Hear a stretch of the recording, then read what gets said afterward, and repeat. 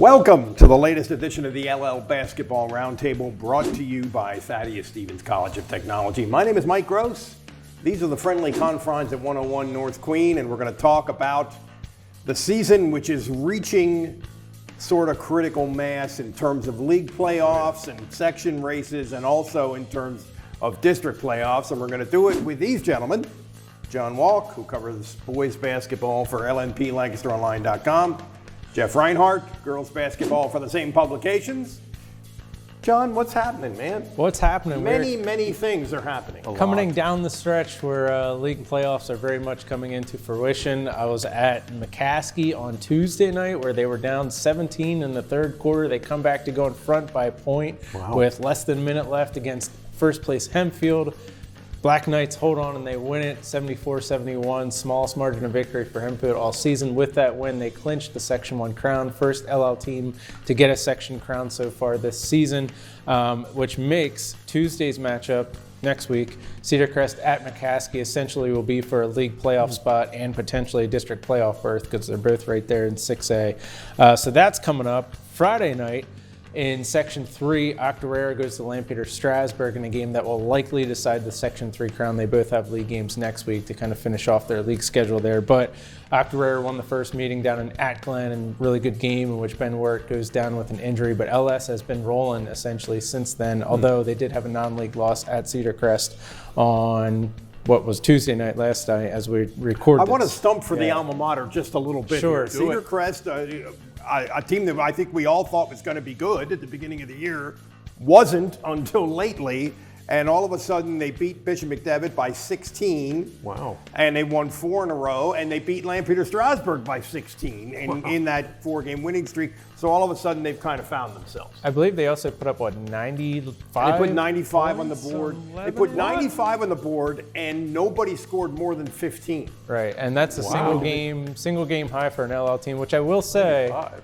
The day before Crest scored 95 points, I was out at practice, so perhaps there's a good luck charm. We always get the crap as far as being the bad luck charm, so I just want to point out, speaking of which, Cedar Crest, look out for a basketball feature on them later this week on Aiden Chomp, their starting junior forward, leading scorer, working on a story about that. We also have a video up to accompany that. That's kind of our accompanying basketball video this week, chatting with Aiden in the sense that he's the son of Nikki and Art Chomp, who both Cedar Crest alums, both play basketball, both went to Alvernia, both became 1,000-point scorers, both are Alvernia Hall of Famers, and now Aiden's playing at the parents' alma mater. And oh, by the way, Dad Art is a longtime assistant coach with Crest, now coaching his son. So I thought that'd be a cool angle. Check out the video, check out that story. Do we want to keep rolling here as far as Section 2?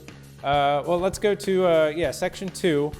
Because Manheim Central currently on top of the standings there. We have to wait until probably... And on top of the district standings. Yes, we'll get to that. Thursday, February 9th, Manheim Central will be hosting Warwick at Manheim Central's Doe Run Elementary School. More than likely, that game will decide the Section 2 crown and probably the top 2 spots coming out of Section 2 for the league playoffs. Finally, Section 4, Wednesday, February the 8th, Columbia at Lancaster Mennonite in a game that will likely decide the Section 4 crown. So a lot of that's coming up as far as the next 7 days. We're going to have, Sections 2, 3, 4 champions crowned. Excellent. Jeffrey. Yes, sir. Girls side. Since we last spoke, we're down to one undefeated girls team. Cedars, Lebanon, 18-0. Lancaster Catholic suffered its first loss last Thursday, non-league over at Central York. They lost 57-50. Did that surprise you? Central York is good. They're very good. Central York's number 1 in 6A. Now, Central York lost to Manheim Township on Tuesday night. Township beat them by 2. So Township beat Central York less than a week after Central York beat Lancaster Catholic. So there's a lot going on at Central York. They've been out without their coach. And they beat Catholic 57-50. Catholic using it as a learning experience. Move on. Lebanon 18-0. Speaking of Lebanon, game of the year. Holy moly. Last Friday night at Lebanon, Cedars beat Cedar Crest 66-64 in triple overtime.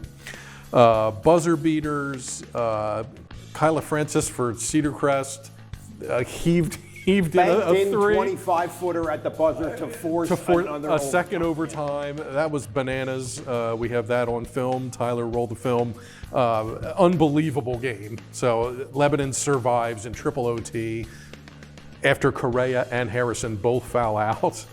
Crest had a shot at the buzzer, had a layup kind of spin out, and Lebanon survived. And these teams are both young enough. They are. That the next couple of years in this rivalry which is the I think as natural a rivalry as we have in our league. Oh, yeah. It's kind of city against suburbs thing. Yep. Anyway, it's going to be good for the next couple of years. As the crow flies, it's like, what, 3 miles between campuses? No, not even that. No, not it's right next door. So, unbelievable game. Lebanon outright section champs. Township big game Thursday. Township at Cedar Crest. This will be for second place in the LL League playoff spot. Crest has a game lead, but if Township wins, they'd get the tie, and Township would probably have the tiebreaker, which would be District 3 power rating, and Township's above Crest there. So big game Thursday night. Section 2, Manheim Central. If Lebanon, Crest last Friday was game of the year, Tuesday night, Manheim Central Ephrata was like number 2. Number 2. Unbelievable game. We had number 1 and number 2 in the same. In the same calendar week. Amazing. Central wins 53-49 in overtime. Tyler, roll the film. Matty Nyer, Manheim Central, just amazing. Let's get a lot of Tyler this week. Hey, we got the videos going here. Matty Nyer, step back, fadeaway jumper at the buzzer to force OT over Jasmine Griffin, they're really good friends and two of the best kids in the LL League here the last 4 years. So Nyer sends it into OT. Central goes on and wins 53-49. So they clinched at least a tie for the section. They can clinch it outright Friday against Solanco.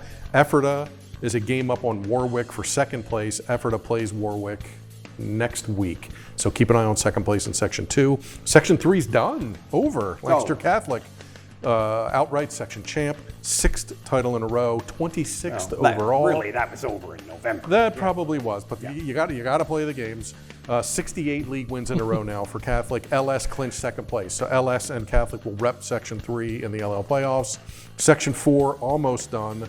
Columbia 8-0. They clinch a tie for the crown Thursday if they can beat winless Lindenhall at Lindenhall. They're having a rough season. They only they should. They only have 6 kids, and they've had some injuries here lately, so they only have like 5 or 6 players.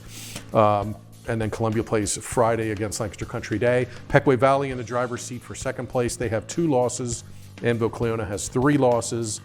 PV plays AC next week, I think, to finish up the league schedule. So the Braves are closing in fast on second place. Columbia in the driver's seat. So next week we should be able to give you brackets and matchups, even if if they're not 100% filled, they're going to be close to that, and really give you a sense of the league playoffs, which is one of the things that kind of sets our league apart. Is that league playoff tournament every year? So John, what's coming up here? And maybe a little bit from a district perspective. From a district, I was going to say league playoffs because I was at McCaskey Tuesday night and I'm already being asked, hey, you know, if McCaskey's Section 1 runner-up, they would play at Columbia in the first round of league playoffs, and Columbia's a Section 4 champ. Sure, is that even possible considering how small that gym is? They can only fit 600 in there. And so they already got that. But I mean, either way, you know, if they play Cedar Crest or McCaskey. To which Frenchie, the boys basketball scorekeeper for McCaskey, you know, Columbia and McCaskey played all the time back in the 70s when they were in the same section when the LL League first started. It was a common thing, so it's not unheard of. So anyways, all that is to say, thank you, Frenchie, for that historical perspective. District 3, since you mentioned it, I'll start in 6A. Top 12 teams make it there. We have 3 currently in, Hempfield, Cedar Crest, and McCaskey. 5A is where the interesting one is. Top 14 teams go there. Top 3, as we record this, Manheim Central, Lampeter, Strasburg, Warwick. We've got the top 3 seeds in 5A, and that class doesn't look too scary. Yeah. I think we could have any of those 3 teams could play. And remember, Warwick was in 6A last year and reached the district final against Reading and then nearly made it to the state quarters. Now they're in 5A. So that should be really fun. 4A, watch out. Octorara moving up to number 4. They're really 13-5 overall. They're playing really well. And then 2A, Columbia's on top. 3A, Columbia's on top, 2A, Lancaster Mennonites on top, and 1A, Linville, based in Paradise, Lancaster County, is on top. So there's a chance we're going to be quite busy coming up February, possibly March, with 3, maybe 4 district champions. Nice. Same deal, Ryan. Okay, districts and 3 quick notables. 6A, safely, Lebanon 2, Manheim Township 8, Cedar Crest 11. They look good. Bubble teams on the outside looking in. Ephrata 13, McCaskey 14, Hempfield 15. Wednesday night, McCaskey at Hempfield. Loser there is probably out. Winner hanging on by a thread. 5A, Manheim Central 4, LS 8, Warwick 14, and Warwick is the bubble team. They'd be in today, but they still have to play Manheim Central and Ephrata. Calico, last team out at 15. 4A, Northern Lebanon in at 9. Elko, bubble. Raiders are 12 with 3 games remaining. They got to get to the 10 line. So they got to jump Bermudian Springs, I think it is. 3A, Lancaster Catholic 1, Columbia 2, Pequay Valley 3. Ben. Boom is right. Anvil Cleona on the outside looking in at number 8. They got to jump 2 teams to get in. Double A, Lancaster Country Day 2, Lancaster Mennonite 4. 4 go. So they're looking to be semifinalists. Single A, Linville Hill Christian. Their girls and boys are completely dominating Single A this year. They're number 1. 2 Los Veritas is number 3. Defending champ Mount Calvary is number 4. So Lancaster County should be well repped there. Real quick, 1,000 Point Club. Tyler, another video. Roll it. Brooke Draghi, Columbia Junior, joins her sister, twin sister, Bree, and their mom, Margie Rhodes, in the 1,000 Point Club. Brooke hit a step back 3 off an inbounds play Tuesday against Danville Cleona to join the club. She's at 1,010. Jayla Rivera, senior and Lancaster Mennonite. They have 4 games left and could make districts, which would be 5 games, and she's at 918. So I can't do math off the top of my head, but there's a pretty good chance that Miss Rivera at Mennonite gets 1,000. And pretty please, again, keep Chad McDowell in your thoughts. Slanko girls coach. Glad to hear he's been out at a couple of games here and providing some inspiration for his kids, but he's really struggling. So keep him in your thoughts, pretty please. Okay, gang. For the good of the order, anything else? I'm excited we finally reached this point. I can't believe how quickly it's gone. I don't think it's a vintage year for our league particularly on the boys' side.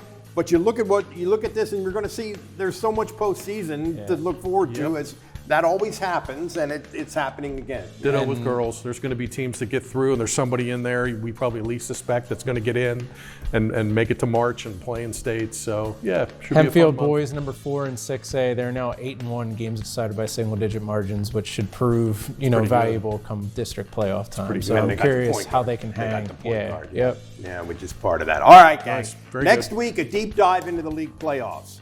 This has been the LL Basketball Roundtable. I'm Mike Gross. He's John Walk. He's Jeff Reinhardt. See ya.